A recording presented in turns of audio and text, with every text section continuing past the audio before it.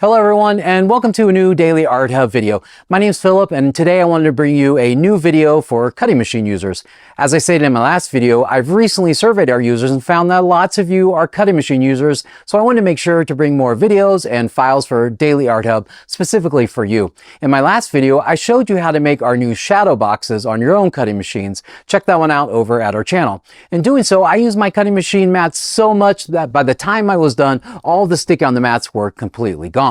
This resulted in a bunch of failed cuts because the paper would slip off the mat and totally destroy the finished product.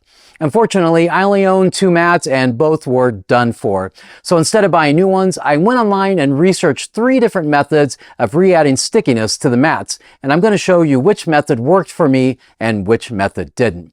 However, before I show you the results, I wanted to thank everyone who has left me a comment and liked and subscribed. And also, if you're new here, I want to invite you to subscribe to the channel so that you can catch all of my videos, and also hit the like button and leave me a comment about what you'd like to see in the future and what you think about this video.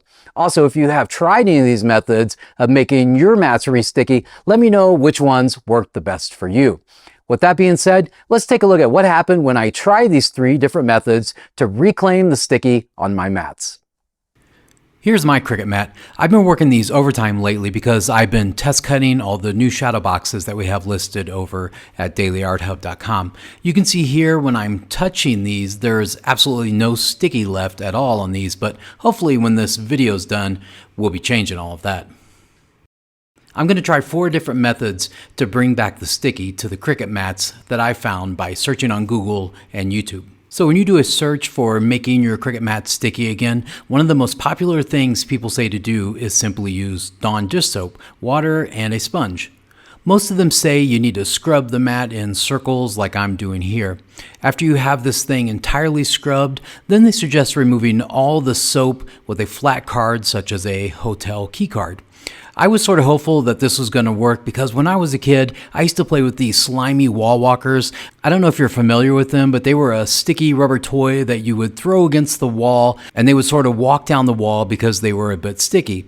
Well, just like our mats, the sticky on these ran out as they got more use and got more dirty. And the way to bring the sticky back with those was to clean them with Dawn dish soap and let them air dry. And it always worked. However, unfortunately for my Cricut mat, it did not work. When I was done with this method, my mat was not any more sticky than before. Okay, method number 2 was to simply use Windex. Before I used Windex though, however, a lot of the tutorials suggesting this recommended cleaning the big chunks off the mat first, and rightly so. That's a good idea for all these methods. So once again, for this method, I used an old hotel key card to get off the bigger parts of junk on my mat. After that, it was time to Windex.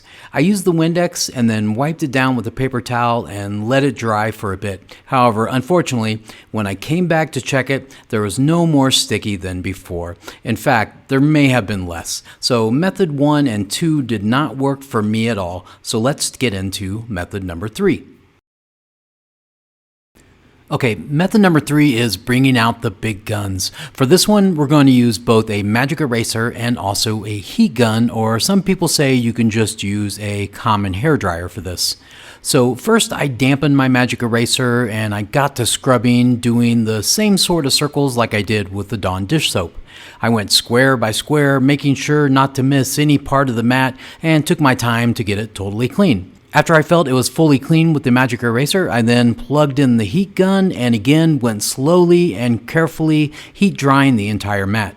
Things were looking good at first, but then, to my surprise, the mat started curling, and it never uncurled. This method of using the heat gun literally ruined my mat, and I ended up tossing it. So I would really warn against this method because it cost me a mat, and the mat was no more sticky than it was before. So with that bit of a warning, let's get into our final method, method number 4, and see if it works. Okay, so here's method number 4, and I'm going to tell you right off the bat that this method worked perfect for me. So if you're going to follow along with me in this tutorial, this is the one to follow along with. This method is going to entail using a repositionable adhesive spray to re-add the sticky to the mat. And also, this method does in a way combine method number 1 into its instructions, because before you do this, you should start with a clean mat. So in doing method 4, I would recommend following method 1 first by thoroughly cleaning your mats of any debris with the key card and also getting it super clean with Dawn dish soap. After your mat is sparkling clean, the next you're going to want to use a masking or painter's tape to cover the borders of your mat like I'm doing here. When you go to spray on the adhesive, you do not want any adhesive on the borders because it can gunk up your cutting machine and cause problems. Okay, so now that we have protected the borders of our mat from any adhesive spray, it's time to spray on the adhesive. Just a side note here, you might notice this can of spray I'm using here, I couldn't find anywhere on it that says it's repositionable adhesive spray, but it's one I use a lot in embroidery projects, and I assume it is.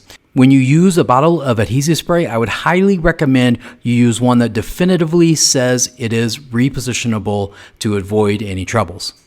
So with that being said, I sprayed away, and what do you know, the mat was sticky again, and this method worked like a charm and has continued to work for me and saved me tons of money in buying new mats.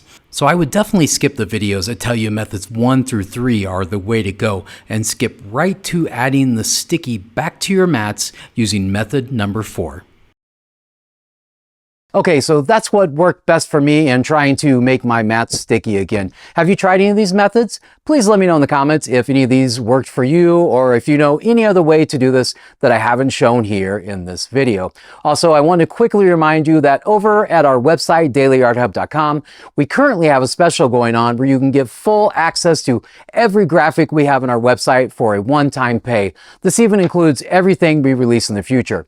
We release all our graphics in SVG, and we also have some files specifically for cutting machines. So if you're a cutting machine user, you definitely want to check it out.